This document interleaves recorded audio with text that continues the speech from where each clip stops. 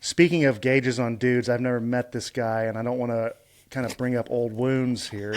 It's a wild No, way this to is phrase that. yeah. Speaking of good, yeah, no, it's wild, and I don't want to bring up any old wounds, but we lost a pretty awesome dude this fall, and case you want to bring up, I thought this picture was great, kind of showing y'all's fellowship. Oh, my guy. Yeah, Nick we Mangold. used Nick Mangold. I lived in Chatham. He lived in Madison, right next to each other when we were on the Jets together. We used to take the train in to Madison Square Garden to go to some of these hockey games. But what a legend. His birthday was actually January 13th. And the reason that I remember that is because I have a daughter that was also born on January 13th, and he always made sure to reach out to tell her happy birthday. So, yeah, special guy, just so sad. With that, though, like, I don't want to say there's good that comes out of it when someone passes away, but it brought so many guys together that hadn't seen each other for a while. And so going to his service, Willie Colon was really close with them as well. And Willie put together a little night as cigar bar where guys could just come and tell stories and get back together and grieve together and laugh. So that was a huge positive that came out of that, was just reuniting some of those friendships. Because, like, Mitch, as you know, it gets hard. Like, you have kids, you stop playing, you live somewhere, your buddies live somewhere else. Like, it's hard to see each other. Yep. And maybe, like, you putz around at a Super Bowl and you run into somebody at 2 a.m., walking down the street in San Francisco, or which actually I have a great memory of me and Nick Mangold getting absolutely dumped on with rain at a Rough and Rowdy fight. The first time I'd ever heard of the Rough and Rowdy torrential downpour.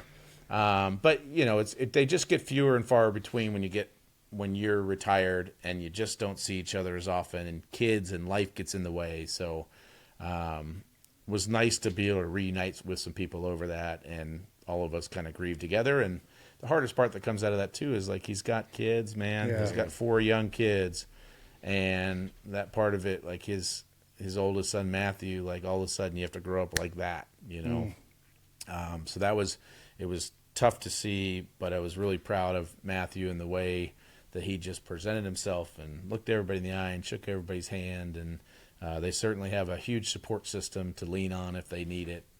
But yeah, that was one of those things. The more people you meet in life, unfortunately, things like this happen. And he was one of the best dudes I'd ever met, and sad occurrence. But hopefully, we keep his spirit alive. Totally. Well, what a privilege to have that experience. What a privilege to have those kind of relationships. I mean, I think that's what, especially when because there's glitz and glamour around football, inherently from the outside looking in, but most of it's dog shit, dude. Most of it's just, it really is. And the things that get you through that 90%, which is just a bummer, are your buddies and those intense relationships. Yeah. And he always, you'd appreciate this. Friday was always spa day for him.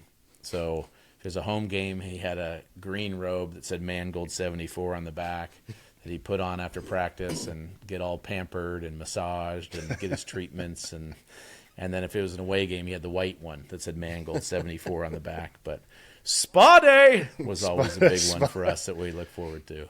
Well, I'm sorry for your loss, buddy. He was one of those guys that when you get into the league, of course, you look at dudes at your position. And when I got in the league in 2015, there was an embarrassment of riches at center. You had the Pouncey twins. You had Alex Mack. You had Jason Kelsey, Max Unger, and then you had Nick Mangold, who was the guy in the big city who just seemed like nothing bothered him.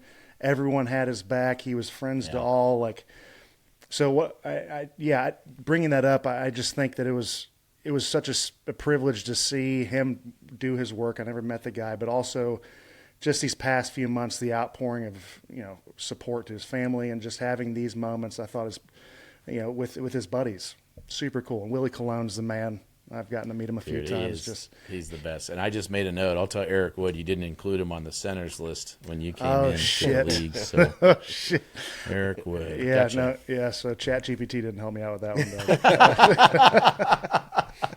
though. And, of course, Eric Wood. And the thing about Eric, and I'm not doing this to pander, but the thing I just remember being like, he was the last guy with those real boat shoes. I'm like, I don't know how this dude moves. These shoes were Yeah. huge. But yeah, Eric Wood. He's